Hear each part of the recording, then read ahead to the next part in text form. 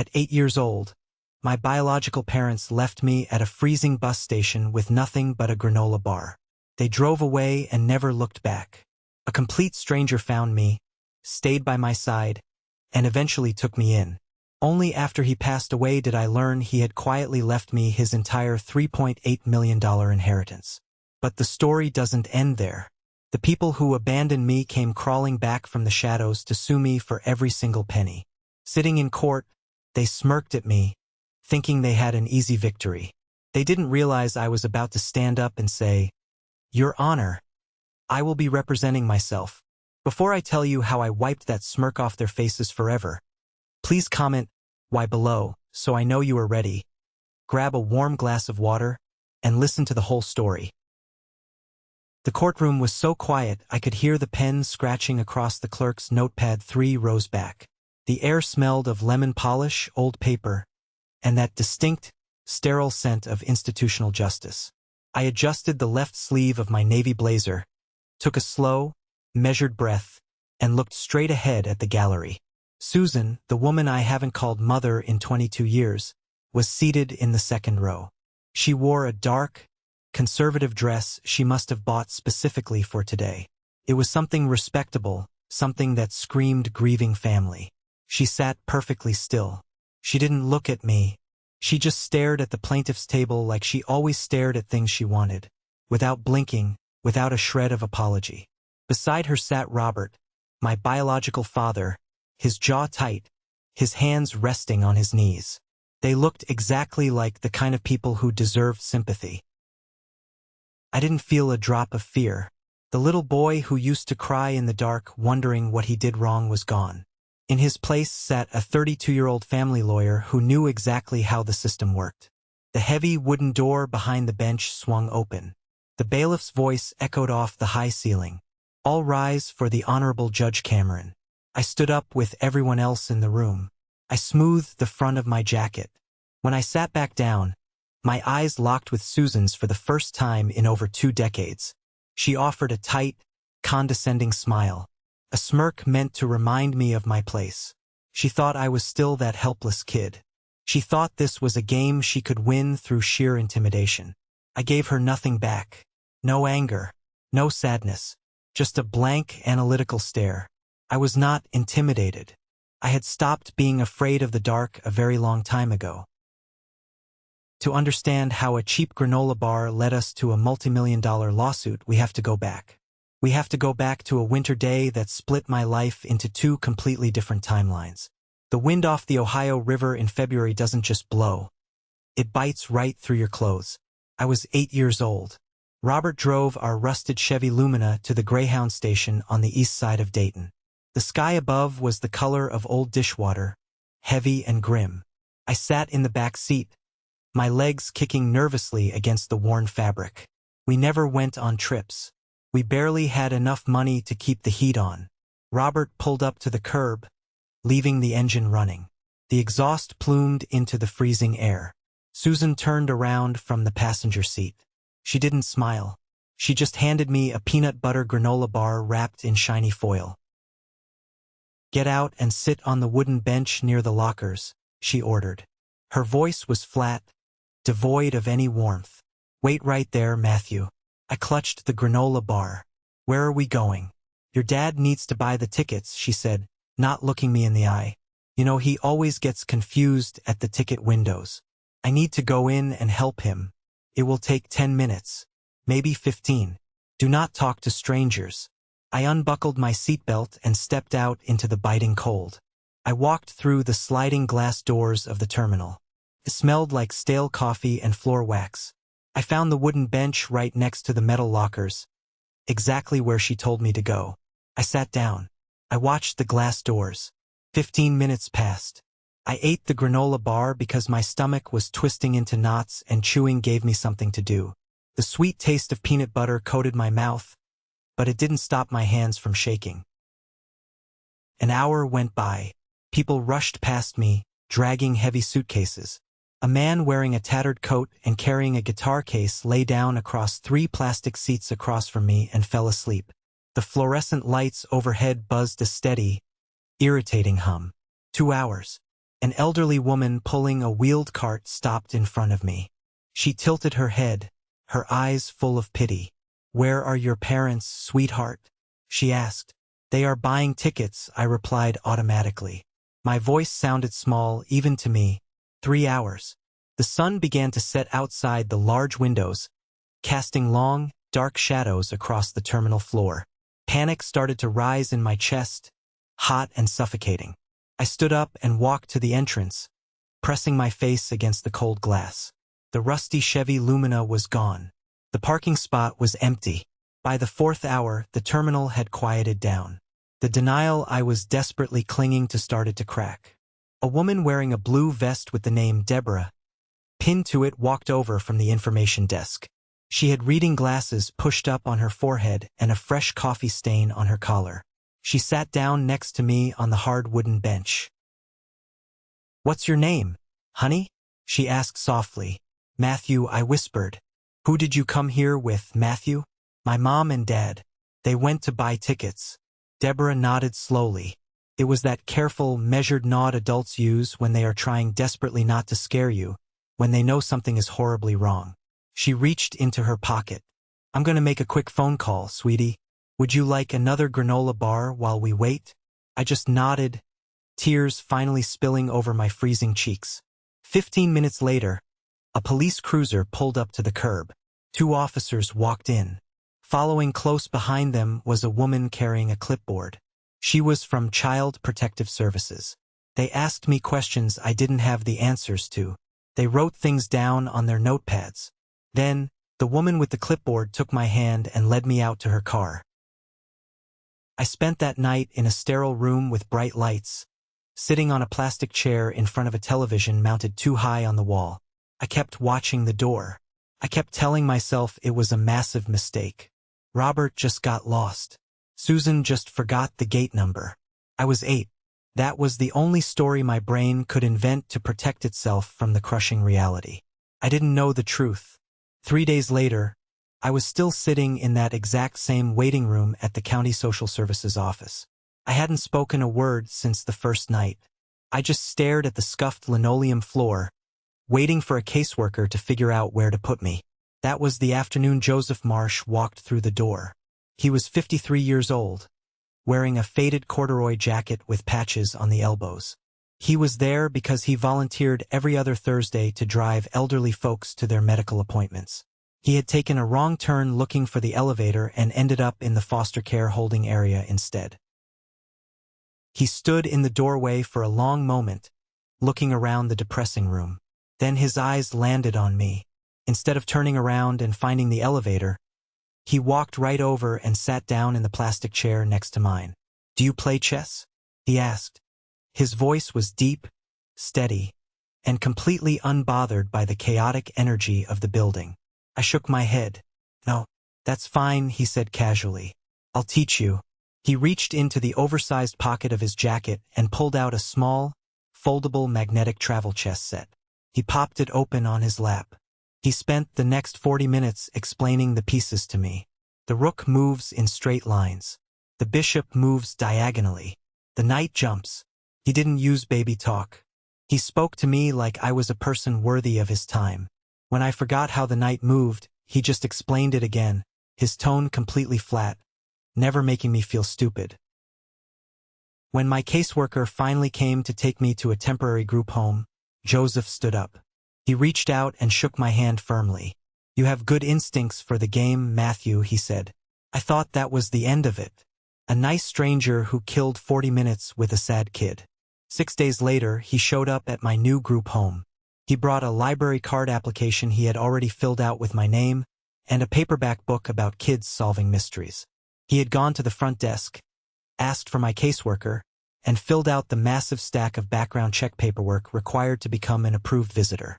He came every single week for the next 8 months. I bounced between 2 different temporary placements. I moved across county lines. There was a period where I stopped speaking altogether because nothing in the world felt safe. Joseph never pushed me to talk. He just showed up, set up the magnetic chessboard on whatever wobbly table was available, and waited for me to make my move.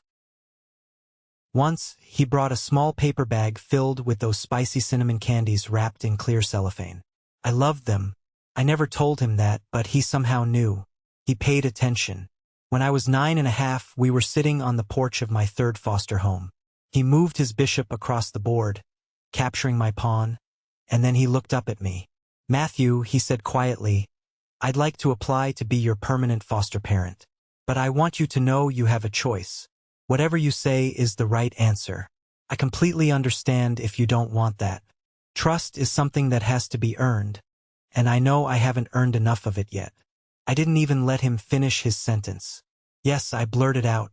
2 months later, I packed my single duffel bag and moved into his house. Joseph lived in a modest, cream-colored colonial house on a quiet, tree-lined street in Centerville. From the outside, it looked like every other house on the block. Inside, it was a sanctuary. Every flat surface was covered in something interesting: a half-finished crossword puzzle, a stack of historical biographies, a coffee mug with a quote about patience printed on the side. The house constantly smelled of cedar wood and whatever he was baking. Joseph baked when he was stressed, which meant we always had fresh chocolate chip cookies or banana bread on the counter. He walked me upstairs to a room at the end of the hall. It had a blue quilt on the bed and a lamp shaped like a lighthouse on the nightstand. "You can change anything you want in here, Matthew," he told me, leaning against the doorframe. "It's your room. That means your opinion on the paint color and the furniture matters more than mine." I didn't change a single thing. I kept the blue quilt. I kept the lighthouse lamp. Life with Joseph was a masterclass in quiet consistency. He drove a 12-year-old Subaru station wagon that he serviced himself in the driveway. He bought his clothes from the sale racks at the local department store. When the kitchen faucet leaked, he didn't call a plumber. He watched a tutorial and spent 3 hours under the sink fixing it with a wrench. I knew we weren't poor, but I firmly believed he was just a careful, middle-class man living strictly within his modest salary. He never gave me a reason to think otherwise. Once, when I was 16, I asked him why he didn't just buy a newer car instead of fixing the Subaru again. He wiped grease off his hands with a rag and smiled. "Things don't need to be brand new to be good, Matthew." That was the extent of our financial discussions. When I got accepted into Ohio State University, he didn't mention taking out loans. He just paid the tuition. I assumed he had drained a small college fund he'd saved up for decades. When I decided to go to law school, he covered that too, waving off my concerns. I promised myself I would pay him back every dime once I started working. I chose to become a family law attorney. I didn't have to search my soul to figure out why. I wanted to stand in courtrooms and fight for kids who were sitting on wooden benches waiting for parents who were never coming back. I wanted to tear apart the custody arguments of people who treated children like disposable assets. Joseph sat in the third row at my law school graduation. He clapped in that contained, genuinely proud way of his. Afterward, he took me to a nice steakhouse, a rare treat, ordered a bottle of red wine, and raised his glass. "I am very proud of the man you've become," he said. Just that. No dramatic speeches.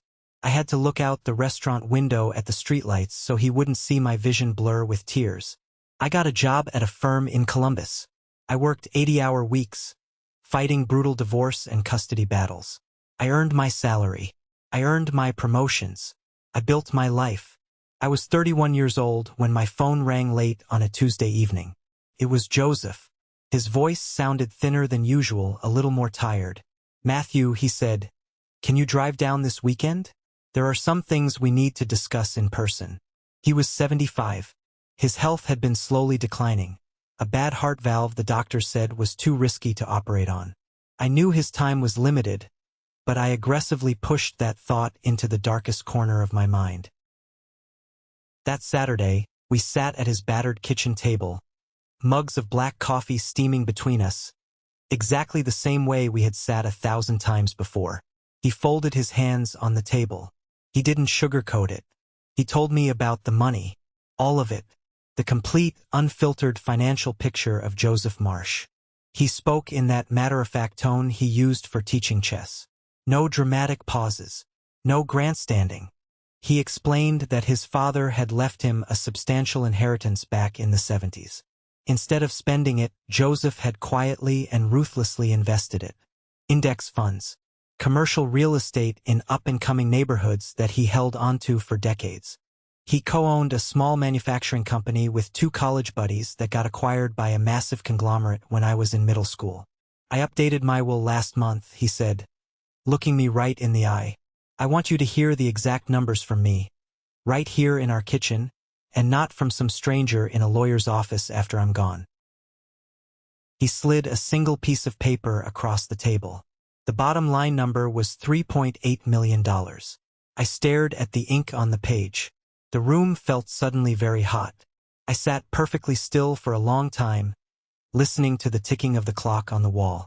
Joseph, I finally choked out, my voice cracking. You didn't have to do this. He took a sip of his coffee. I know. That's your money, I insisted, pushing the paper back toward him. That is your entire life's work. Everything you built. He pushed the paper right back to me. I know exactly what it is, Matthew, and I know exactly who I want to have it. 14 months later, on a rainy Tuesday morning in March, Joseph's heart finally gave out. He passed away peacefully in his sleep, in the house he loved. It was exactly the way he wanted to go. We had talked about it once on the porch, a frank conversation about end-of-life directives, because I was a lawyer and lawyers force those painful conversations to protect the people they love. He had told me he was ready. I held his hand the night before he died, and I believed him. But standing in the cemetery watching them lower his casket, I realized I was not even remotely ready to exist in a world without him. I took 2 weeks off from the firm. I went back to the house in Centerville and packed it up slowly, honoring every object. I kept the magnetic travel chess set. I kept the lighthouse lamp. I donated his clothes to the local church he had quietly attended for 30 years without ever asking for recognition. I cried in the empty kitchen until my ribs ached. And then, because Joseph taught me how to keep moving forward, I locked the front door, drove back to Columbus, and went back to work. 6 weeks after the estate documents were filed and entered into the public record, the doorbell of my apartment rang. It was a mail carrier holding an electronic scanner and a thick, certified envelope. I signed my name on the screen, tipped the carrier, and tossed the envelope onto my kitchen counter. The return address belonged to a law firm in Beaver Creek, Ohio. My heart did a strange, uncomfortable stutter. Beaver Creek was a suburb of Dayton. It was 20 minutes away from the Greyhound bus station. I grabbed a knife, slit the top of the envelope, and pulled out the legal filing. I read the first page. Then I read it again. My blood turned to ice. My biological parents, Robert and Susan, were suing me. They were petitioning the court to invalidate Joseph's will and claim the entire $3.8 million estate. The legal claims printed on the thick paper were creative, the way pure desperation often breeds creativity. They argued that as my biological next of kin, they had a prior and superseding claim to any inheritance I received. They claimed that since they brought me into the world, Joseph's estate should logically revert to them as my original guardians of record. I dropped the papers on the counter. The sheer, breathtaking audacity of it hit me like a physical punch. They argued this despite the fact that a judge had formally and permanently terminated their parental rights when I was 10 years old due to abandonment. They argued this despite the fact that Joseph had legally adopted me when I was 12, severing any remaining legal ties to my biological family. I looked at the address listed for the plaintiffs. It was a house in Beaver Creek. They had lived 20 minutes away from me my entire childhood. They were right there while I sat in foster homes. Right there while I waited for someone to want me. I stood in my kitchen for a long time. I didn't shake. I didn't cry. The burning anger in my chest crystallized into something cold, sharp, and intensely focused. This wasn't a tragedy anymore. This was a tactical legal problem. And Joseph had spent 22 years teaching me how to see the whole board.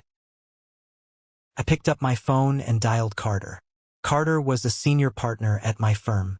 He handled high-stakes estate litigation, and he was, without a doubt, one of the most ruthless, brilliant legal minds I had ever met. He was also a loyal friend. "I need your eyes on something right now," I said when he picked up. He didn't ask questions. He was at my apartment 40 minutes later, carrying a briefcase and 2 cups of black coffee. I handed him the filing. He stood by my kitchen island and read it in silence. His eyes tracked rapidly back and forth across the pages. He flipped to the last page, tossed the document onto the granite counter, and looked at me over the top of his wire-rimmed glasses. "Matthew," he said, his voice laced with professional disgust, "they have no case." "I know," I replied, crossing my arms. "I mean, genuinely, structurally, they have absolute garbage here," Carter continued, tapping the paper. "Your adoption legally terminated all biological parental rights and reciprocal inheritance claims. They are legal strangers to you. They can't contest a will where they have no legal standing to even be in the courtroom. Whoever drafted this complaint either failed basic estate law in their first year, or they are just counting on you getting scared and offering a settlement to make them go away. They've been counting on me being helpless my entire life," I said softly. Carter pulled out a legal pad from his briefcase. "Give me the authorization. I'll file the response tomorrow morning. I will bury them in procedural motions so deep they won't see daylight until Christmas." "No," I said. Carter paused, his pen hovering over the pad. He raised a skeptical eyebrow. "Excuse me? I want to handle it myself. I'm going in pro se." "Matthew, you know the rule. A lawyer who represents himself has a fool for a client. You're too close to this. It's too emotional." "It's not emotional at all, Carter. That's the point. I need to stand in that room. I need to look at them." Carter studied my face for a long moment. He saw the cold resolve in my eyes. He sighed, clicking his pen shut. "All right, fine. You lead. But I am sitting second chair at your table during prep, and I am sitting right next to you in that courtroom. You are not doing this alone." "Deal," I said. The next morning, I drafted our response. I tore their arguments to shreds, citing specific state statutes regarding adoption and inheritance.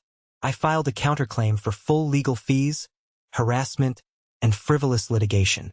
But as I sat at my desk looking at the blinking cursor on my screen, something kept bothering me. It was an itch in the back of my brain. Why now? I hadn't seen or heard from Robert and Susan in 22 years. They didn't care if I was dead or alive. Filing a massive, baseless lawsuit wasn't just stupid. It was expensive. They had to pay a retainer to that local lawyer. Desperate people make stupid mistakes, but they usually have a trigger.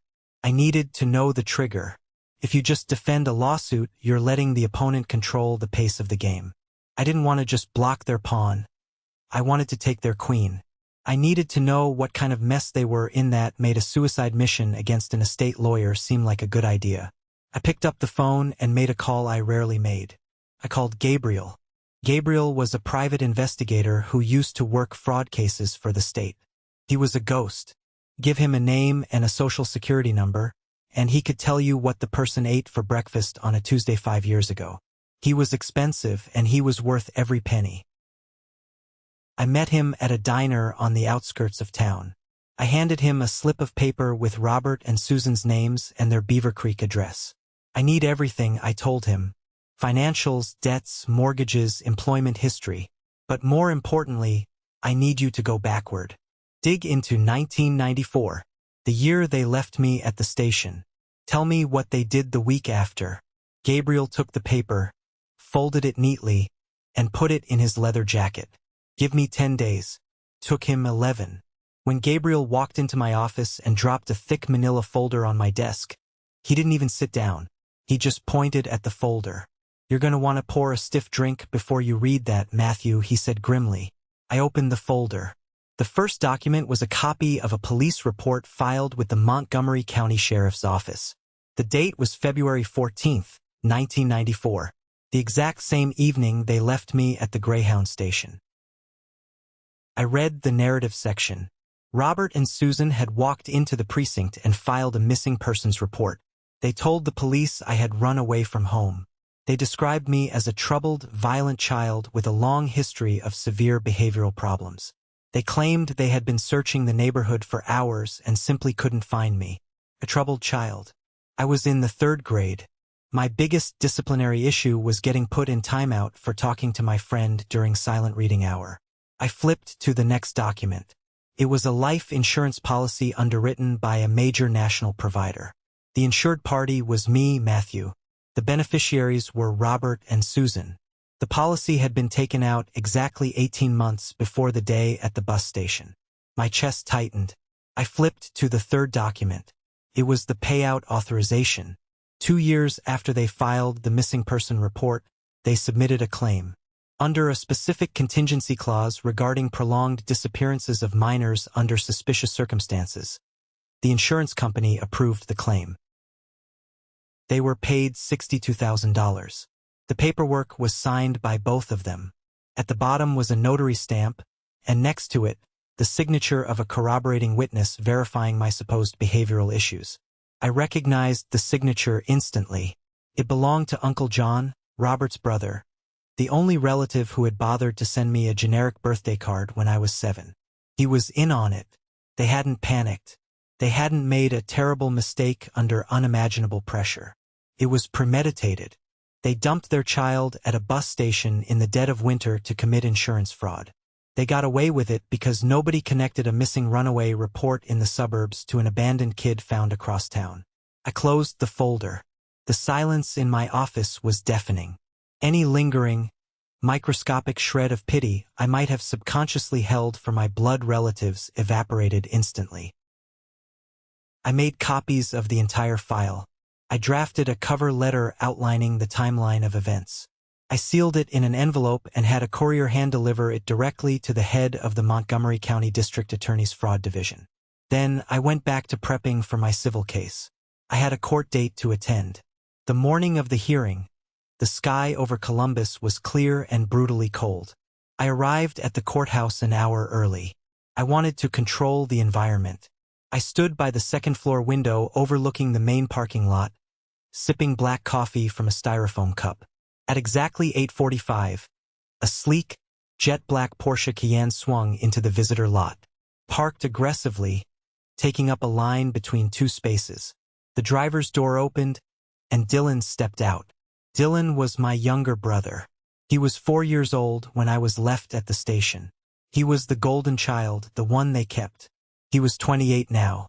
He wore a sharp, custom-tailored gray suit that probably cost $3,000, and his hair was slicked back flawlessly. He walked around the car to open the passenger doors. Robert and Susan climbed out. Susan was wearing the navy dress. Robert wore a suit that was slightly too tight around the middle. They flanked Dylan as they walked toward the courthouse steps. They looked incredibly arrogant. They looked like a family that belonged in country clubs, radiating an aura of untouchable wealth and superiority.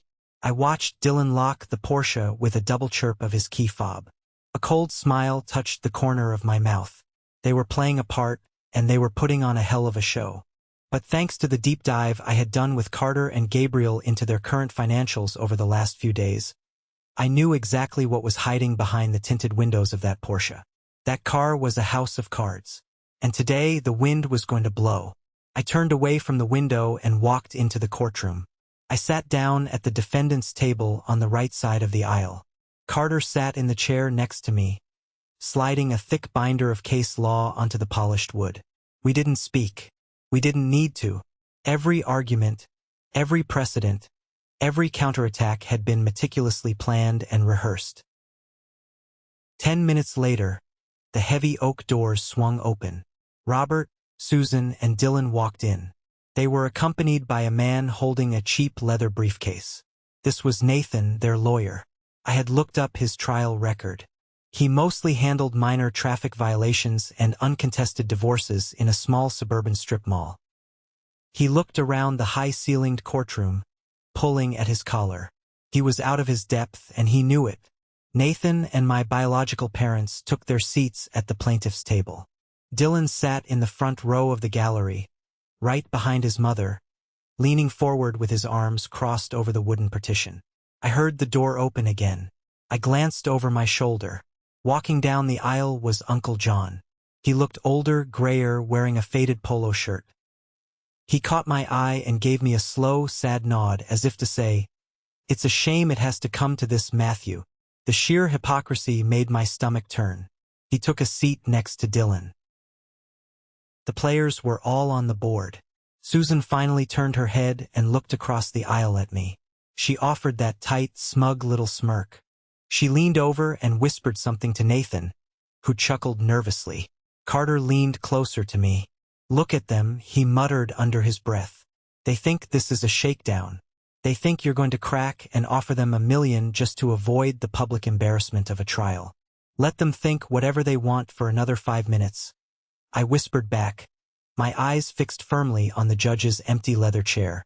The side door opened. The bailiff stepped out. "All rise," the bailiff bellowed, his voice echoing off the wood-paneled walls. The Honorable Judge Cameron presiding. Judge Cameron swept into the room, her black robes billowing slightly. She was a no-nonsense jurist in her early 60s, known for her sharp intellect and absolutely zero tolerance for frivolous litigation. She climbed the steps to the bench, sat down, and adjusted her reading glasses. She opened the case file in front of her. She looked at Nathan. Then she looked across the room at me. "Let's get this over with," she said, her voice cutting through the silence like a scalpel. "I have read the plaintiff's filing. I have read the defendant's response. Counselor," she said, glaring down at Nathan, "I strongly suggest you begin by explaining exactly why you believe your clients have standing in my courtroom today." The game had begun. The tension in the courtroom was thick enough to cut with a knife. Nathan, the discount lawyer my biological parents had hired, stood up from his chair. He buttoned his cheap suit jacket, which strained noticeably around his waist, and cleared his throat. It sounded like gravel grinding in a blender. He picked up a stack of disorganized papers and walked over to the podium facing Judge Cameron. I watched his hands. He was gripping the edges of the dark wood so tightly his knuckles were turning a translucent white. He was sweating, small beads forming on his upper lip despite the heavy air conditioning blowing through the ceiling vents. "Your Honor," Nathan began, his voice lacking any real conviction or authority, "we are here today to petition the court to invalidate the last will and testament of the late Joseph Marsh. We are asking you to restore the rightful, natural order of inheritance to my clients, the biological family of the defendant." Judge Cameron looked at him over the rim of her reading glasses. She did not say a single word. She just waited, letting the silence in the enormous, high-ceilinged courtroom stretch out until it became physically uncomfortable. You could hear the faint ticking of the wall clock above the double doors. Nathan swallowed hard, his Adam's apple bobbing nervously. "It is our position that the biological bond between a parent and a child is sacred. It is a bond that supersedes any artificial legal constructs or temporary guardianship arrangements. My clients, Robert and Susan, brought Matthew into this world. They suffered a tragic, prolonged separation from him during his youth due to severe financial hardship and a series of unfortunate misunderstandings. Now that the man who temporarily stepped in to care for him has passed away, it is only fair and just that the estate reverts to the family of origin. Blood is thicker than water, Your Honor. That is the foundation of family law." Judge Cameron let out a long, slow sigh. It was the exact kind of sigh that usually preceded a judicial execution in her courtroom. "Counselor," she said, her voice dangerously calm and perfectly level, "are you citing a Hallmark greeting card in my courtroom? Or do you have actual verifiable case law to support this breathtakingly absurd claim?" Nathan flinched as if he had been physically struck. "Well, Your Honor, we believe the original adoption was processed under questionable circumstances. We believe that my client's parental rights were unfairly terminated without proper due process back in the 1990s, and therefore, they retain a legal interest in the defendant's current financial holdings and inheritance." "Stop right there," Judge Cameron interrupted, raising a single hand. Her voice cracked through the room like a whip. "Did you read the defendant's response brief before you walked into this building today? Did you even glance at it? Because I did. I have the certified court transcripts from 1996 right in front of me on this bench. Your client's parental rights were not unfairly terminated. They were permanently and irrevocably severed due to gross, documented abandonment. And the subsequent adoption by Mr. Marsh was finalized by a family court judge of this very county. You are standing in a court of law asking me to overturn decades of settled custody law based on a metaphor about blood and water. For the next 17 agonizing minutes, Nathan tried to pivot. It was like watching a man drowning in a puddle of his own making. He circled back to the idea of a family reunion. He tried to argue that Joseph Marsh was merely a wealthy benefactor who wouldn't have wanted to drive a wedge between a newly reunited family. He completely ignored the legal statutes regarding estate law. He abandoned the arguments he had written in his own initial filing. Over at the plaintiff's table, the arrogant smirks were rapidly melting off Robert and Susan's faces. Susan was clutching her leather purse in her lap, her posture rigid, her knuckles totally white. Robert was glaring intensely at Nathan's back, clearly realizing the lawyer he had hired for a bargain rate was getting publicly and thoroughly humiliated. Behind them in the gallery, Dylan uncrossed his arms and sat forward, the arrogant confidence completely draining from his posture. He looked around the room like a trapped animal looking for an exit. When Nathan finally stumbled to a halt, completely out of breath and out of arguments, he practically ran back to his chair and sat down heavily. He pulled a crumpled handkerchief from his pocket and wiped the sweat from his forehead. Judge Cameron turned her sharp gaze to my side of the room. Mr. Marsh, your response. I stood up. I did not rush. I buttoned my navy blazer, picked up a single, thin file folder from my table, and walked calmly to the podium. I did not bring a massive stack of law books. I did not need cue cards or handwritten notes. I had prepared for this exact moment for weeks. But in truth, Joseph had been preparing me for this my entire life. He had taught me how to control my emotions, how to build an airtight strategy, and how to wait for the perfect moment to strike. Your Honor, I began, my voice steady, clear, and echoing perfectly across the silent room. Opposing counsel has spent the last 17 minutes talking about the sacred bond of family. But courts do not operate on sentiment. They do not operate on revisionist history.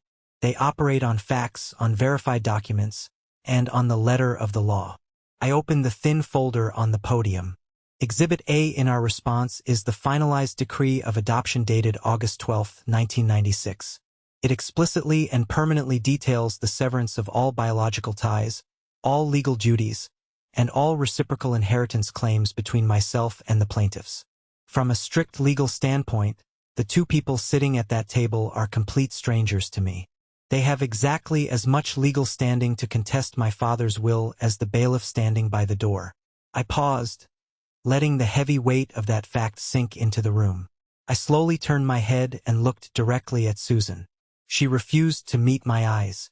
She stared stubbornly at the dark wood paneling of the judge's bench, her jaw clenched tight. However, Your Honor, I continued, my voice dropping an octave, becoming sharper and significantly colder. This lawsuit isn't actually about a tragic separation. It is not about a sudden desire to reconnect with a lost son. The plaintiffs did not spend 22 years looking for me. They knew exactly where I was the entire time. They lived 20 minutes away in Beaver Creek.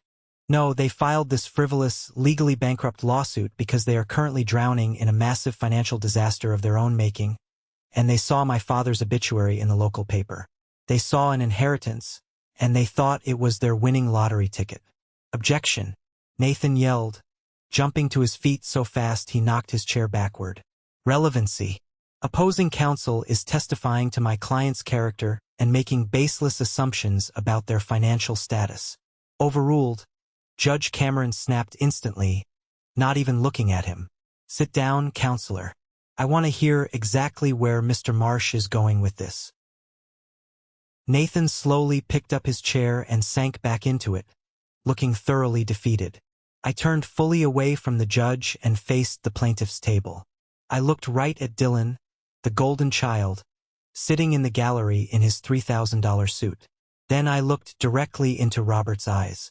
My father, Joseph Marsh, was an incredibly quiet and humble man, I said, addressing the room but never breaking eye contact with my biological family. He drove a 12-year-old station wagon. He shopped at discount hardware stores and fixed his own plumbing. But he was also a brilliant investor and the sole owner of Marsh Holdings, a highly successful private debt acquisition and asset management firm. As the sole executor and primary beneficiary of his estate, I took over the management of that firm's financial portfolio 3 months ago. I pulled a second piece of paper from my folder. It was a certified financial ledger. A month before the plaintiffs filed this absurd lawsuit against me, my firm purchased a bundled package of distressed commercial and residential debt from a major regional bank. It was a standard corporate acquisition on the secondary market. I took a slow breath. My firm now owns both of those debts. Robert's mouth actually fell open. His jaw went completely slack. Susan gripped the edge of the heavy wooden table, her face draining of all color, turning a sickly, terrifying shade of ash gray. Dylan stared at me from the gallery, his mouth slightly open, his eyes wide with absolute, genuine horror. The realization hit them all at the exact same time. It hit them like a runaway freight train. They didn't just lose their greedy lawsuit. They were staring directly at the man who now held the absolute legal and financial right to take everything they had left in the world. "I don't just hold the inheritance you tried to steal," I said quietly, the words cutting across the short distance between us like a razor blade. "I hold your debts.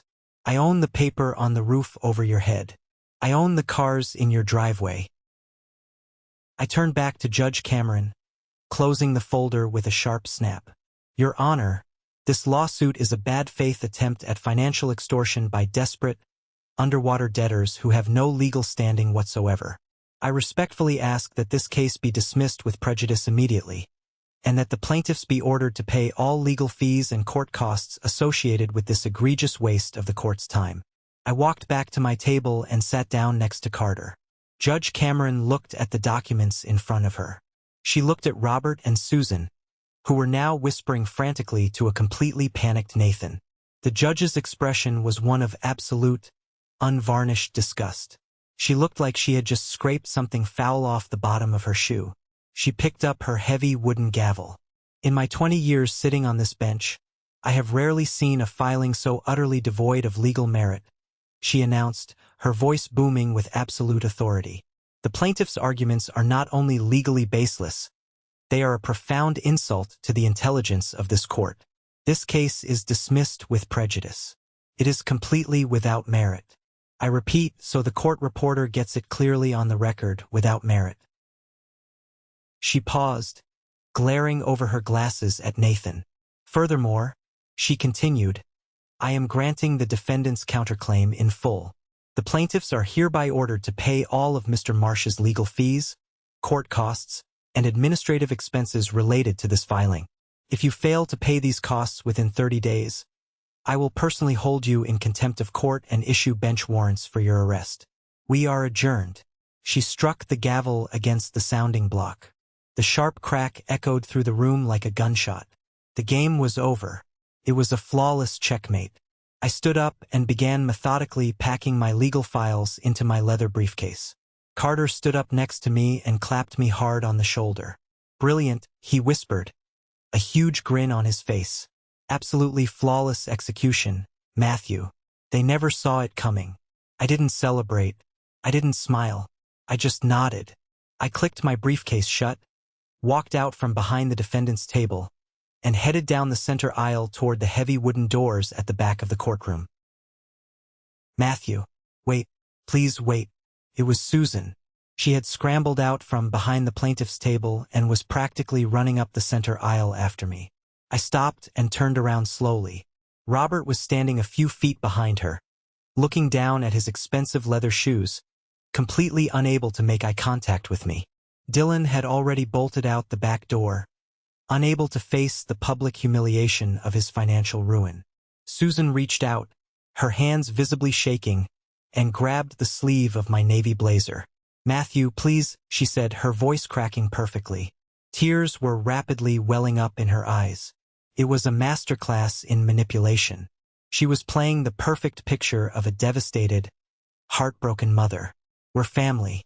We made a terrible mistake a long time ago. We were struggling so hard back then. We didn't know what to do. You have to understand, we were desperate. You have so much now. You have millions. Please don't take the house. We have nowhere else to go. I looked down at her hand clutching my jacket. Then I looked up at her face. I didn't see a mother. I didn't see family. I just saw a toxic stranger who had finally run out of lies and victims. You made a choice, Susan, I said. My voice wasn't angry. It wasn't loud. It was just completely hollow, cold and absolute. We were drowning in medical bills and debt. She pleaded, the tears now freely spilling over her cheeks, ruining her makeup. We just panicked. We didn't mean to hurt you. You panicked? I asked, leaning in slightly, my voice dropping to a harsh whisper. You panicked, drove your own flesh and blood to a bus station in the freezing cold, handed me a single granola bar, and left me there to freeze? You call that panic? She sobbed, nodding frantically, desperately trying to play on any residual childhood guilt I might have still carried. Yes, Matthew, yes. It was a horrible mistake of panic. I stared right into her eyes, stripping away every defense she had left. No, it wasn't. Panicking is missing a car payment. Panicking is taking out a payday loan. What you did was walk into a police precinct and file a false police report claiming your 8-year-old son had a history of violent behavioral problems and ran away from home. What you did was sit in your house for 2 years, pretending to mourn, and then file a claim on a life insurance policy you explicitly took out 18 months before you abandoned me. Susan completely froze. Her breath hitched violently in her throat. Her eyes went incredibly wide, and the fake tears stopped instantly. The remaining color completely vanished from her face. She looked like she had just seen a ghost. You got paid $62,000 to throw me away like garbage. I whispered, making sure only she and Robert could hear the words. Did you really honestly think I wouldn't find out? Did you think I was still that stupid little kid sitting on the bench? Robert took a sudden step backward, his legs hitting one of the solid wooden benches. He looked terrified. He knew it was over. I reached up and firmly pulled my arm out of her grip. Never contact me again. I turned my back on them and walked out the heavy doors, leaving them standing right there in the absolute ruins of their own making. I walked down the long marble hallway, pressed the button for the elevator, rode it down to the ground floor, and pushed through the revolving glass doors into the crisp, biting afternoon air. Carter walked out of the building a moment later, holding 2 steaming cups of coffee he had grabbed from the lobby cart. He handed me one with a nod. We walked together in silence toward the massive visitor parking lot. As we approached my car, I heard shouting. Loud, frantic shouting. I stopped and looked over to my right. The sleek, jet-black Porsche Cayenne that Dylan had driven to the courthouse to show off his fake wealth was no longer parked aggressively across 2 spots. It was currently hooked up to the back of a heavy-duty flatbed tow truck. A burly man wearing a high-visibility yellow vest was ratcheting the heavy metal winch cables to the front axle of the luxury SUV.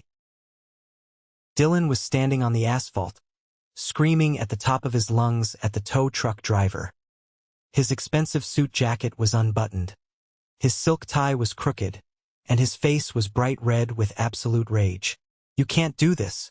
Do you know who I am? Dylan yelled, waving his arms wildly. I have the money. The bank wire transfer is just delayed. Put the car down right now or I'll sue you. The tow truck driver didn't even bother to look at him. He just kept ratcheting the thick nylon straps tight over the tires. Buddy, he said in a bored voice, you're 4 months behind on the payments and the bank issued the repo order a week ago. Call the number on the yellow sticker on your window. Step back from the vehicle immediately or I'm calling the cops to cite you for interference. Dylan stood there, completely helpless, his mouth opening and closing as the hydraulic lift whined loudly and pulled the ultimate symbol of his fake, arrogant wealth up onto the flatbed. He spun around and saw me standing 50 feet away, holding my coffee, watching him. All the arrogance, all the smug superiority he had paraded into the courtroom an hour ago was completely gone. He looked incredibly small, pathetic. He broke eye contact immediately, shoved his trembling hands deep into his pockets, and walked quickly back toward the courthouse doors to find the parents who could no longer bail him out of his failures. I took a slow sip of my coffee. Tasted fantastic. The justice system is notoriously a slow, grinding machine. It takes time to process heavy paperwork, to interview witnesses under oath, and to build absolutely airtight criminal cases. 2 weeks after the civil trial ended, I was sitting at my desk in my office, drafting a complex custody agreement for a pro bono client. My cell phone buzzed loudly on the desk. It was a text message from Carter. It just said, "It's done." I set my pen down. I leaned back in my chair. I knew exactly what that short message meant. Gabriel, my private investigator, had told me the district attorney's fraud division was finally making their move today. At that exact moment, 20 miles away in Beaver Creek, 2 unmarked police cruisers pulled aggressively into the driveway of the house that my firm was actively foreclosing on. Heavily armed detectives knocked loudly on the front door. When Robert opened it, they didn't ask politely to come inside. They grabbed his arms, spun him around, and placed him and Susan in handcuffs right there on the front porch. They read them their Miranda rights loudly on the front lawn in full view of all their wealthy neighbors. The criminal charges were severe and inescapable. 2 counts of felony insurance fraud, filing a false police report, and fraudulent misrepresentation. Later that same afternoon, another set of state detectives paid a surprise visit to Uncle John's corporate workplace. They walked right past the receptionist and pulled him out of a senior staff meeting to question him about his sworn signature on a 1994 insurance claim, corroborating a completely fake story about a violent runaway child. Perjury has a statute of limitations, but actively participating in an ongoing criminal fraud conspiracy opens up a whole different set of catastrophic legal consequences. They thought they had gotten away with the perfect crime for 22 years. They thought time had successfully buried their terrible sins. But time doesn't bury the truth. It just waits patiently for someone to finally start digging. By the time spring rolled around, the air in Ohio finally started to warm up, melting the last stubborn patches of dirty, gray snow off the sidewalks. I had spent the entire winter dealing with the massive fallout of my past. I authorized the final foreclosure on the Beaver Creek house. I liquidated the bad debt from Dylan's failed company. And I watched with quiet satisfaction as the criminal indictments against my biological parents moved swiftly through the federal courts. But I didn't want my life, or my legacy, to be permanently defined by revenge. Joseph hadn't saved me from that freezing bus station just so I could become a bitter, angry man destroying people in courtrooms. He saved me to show me what real, unconditional kindness looked like. It was time to build something entirely new.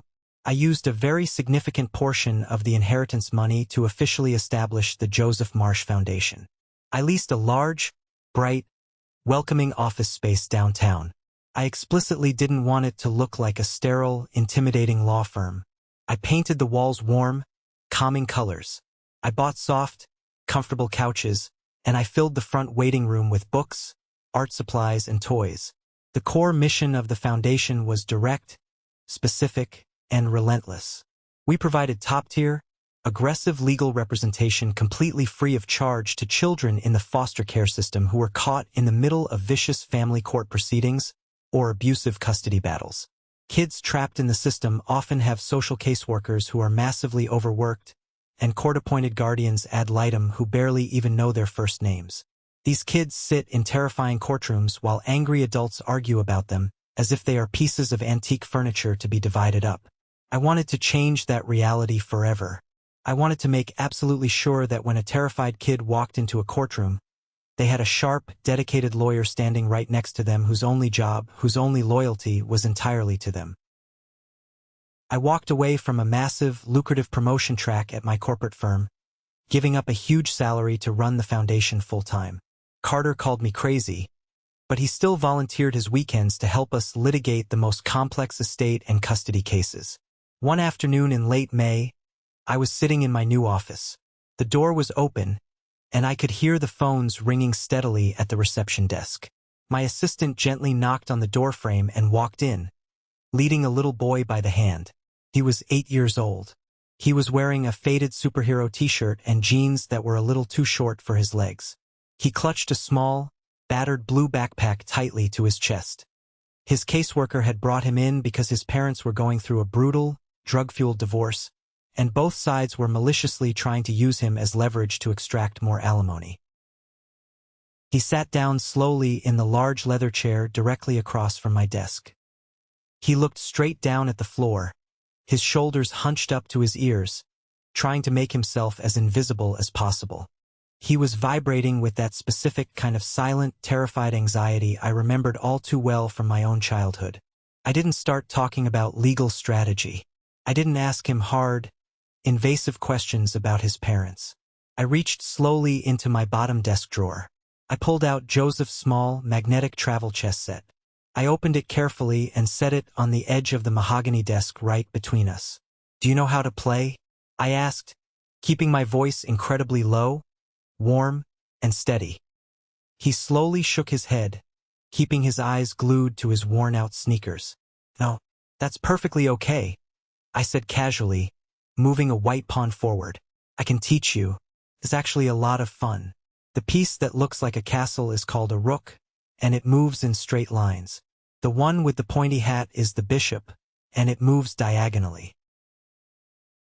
He finally looked up, his wide eyes darting to the black and white board and then cautiously up to my face. I leaned forward slightly, resting my forearms on the desk. "Listen to me very carefully," I told him, making sure he heard every single word. "You don't have to worry about what's happening out there in the hallway. You don't have to worry about the judge, or your parents, or the other lawyers yelling at each other. I am your lawyer. That means I work for you and nobody else in the world. I am right here for you." I saw a tiny, almost imperceptible release of tension in his narrow shoulders. He let out a small breath. It was the very beginning of trust.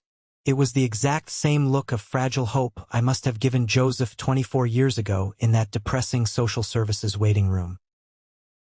The cycle of generational trauma had finally stopped with me. I was making damn sure of it every single day. The criminal cases against Robert and Susan concluded rapidly. Facing an absolute mountain of overwhelming documentary evidence from Gabriel's investigation, and completely unwilling to risk a highly publicized jury trial that would put their horrific abandonment of an 8-year-old on public display, they took a plea deal. They were sentenced to federal prison for the insurance fraud. The bank finalized the foreclosure on the Beaver Creek house, and they lost every single dime they had ever hoarded. Dylan, totally stripped of the financial safety net he had leached off his entire life, was forced to declare Chapter 7 bankruptcy. The last I heard through the legal grapevine, the former golden child was working a grueling minimum wage retail job, desperately trying to pay off his massive mountains of consumer debt. Uncle John managed to avoid jail time by turning state's evidence and cooperating fully with the prosecution, but he was heavily fined and forced into an early, impoverished retirement. A few days before he was officially sentenced, he sent a long, rambling, handwritten letter to my office. He begged for my forgiveness. He claimed Robert had manipulated him, that he didn't know the full extent of the fraudulent plan, that he had always loved me deep down in his heart. I read the letter exactly once. I didn't feel a shred of anger. I just felt a profound, heavy sense of pity for a man so incredibly cowardly, he couldn't even own his own mistakes. I walked over to the corner of my office, fed the letter directly into the paper shredder, and listened to the blades destroy his excuses. I never replied. Forgiveness is something you do for yourself to find internal peace. It absolutely does not mean you have to let toxic people back into your life, and it certainly doesn't mean you step in to save them from the righteous consequences of their own terrible actions. I sit at my desk most mornings before the office gets busy, watching the bright sunrise over the city skyline. The office is peaceful and quiet. Right in the center of my massive mahogany desk sits Joseph's old magnetic travel chess set. I never put it away in a drawer. It is always set up mid-game, a complicated arrangement of pieces scattered across the checkered board. Joseph always left it exactly like that at his house. He used to tell me that a half-finished game was a vital reminder that life is a series of complex problems waiting to be solved. It requires endless patience, sharp attention, and the willingness to step back and see the whole board clearly. He taught me how to take my time, how to resist the emotional, reactive move that feels deeply satisfying in the heat of the moment, but costs you the entire game later down the line. He taught me how to think 3 full steps ahead without ever losing track of exactly where I was standing right now. I think about him every single day. I think about a quiet man who took a wrong turn looking for an elevator, walked into a room full of broken, discarded kids, and decided to sit down next to a silent 8-year-old boy. He pulled a simple chess set out of his jacket pocket like it was the most natural thing in the world, and in doing so, he completely rewrote the entire trajectory of my existence. Life is entirely shaped by the smallest, most seemingly insignificant choices. A wrong turn in a hallway, a peanut butter granola bar, a wooden bench by a set of metal lockers. My biological parents chose pure greed. They chose themselves over their own flesh and blood. They looked at their child and saw nothing but a financial liability they could cash in for $62,000. Joseph chose patience. He chose radical kindness. He looked at a terrified stranger and saw a son. The difference between those two choices isn't just a legal victory in a courtroom or a massive financial inheritance. The difference between those two choices is the entire shape and purpose of my life. It is the very reason I can sit across from frightened children today and promise them that the darkness won't last forever. Surviving the storm isn't the end of the story. It's just the beginning of figuring out who you were meant to be. Thank you for sticking around and listening to my story. I know it was a long one, but it's a deeply personal journey I needed to share. I hope this resonated with you in some way, maybe reminding you that the family you choose is often infinitely stronger than the family you are born into. Have you ever found yourself in a similar situation, having to cut toxic people out of your life to protect your own peace and sanity? Let me know in the comments. I read as many as I can. Now, if you are still here, listening to my voice at the very end of this video, you are part of an exclusive group. I call it the 1% Club. It means you have the patience and the deep empathy to see a story through to the very end. I want to recognize you.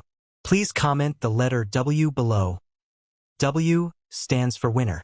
It's our secret code, so I know exactly who the absolute best members of this community are. If this story made you feel something, please hit that like button and follow the channel. We have a lot more stories to share, and I'd be honored to have you along for the ride. Stay strong, protect your peace, and I will see you in the next one.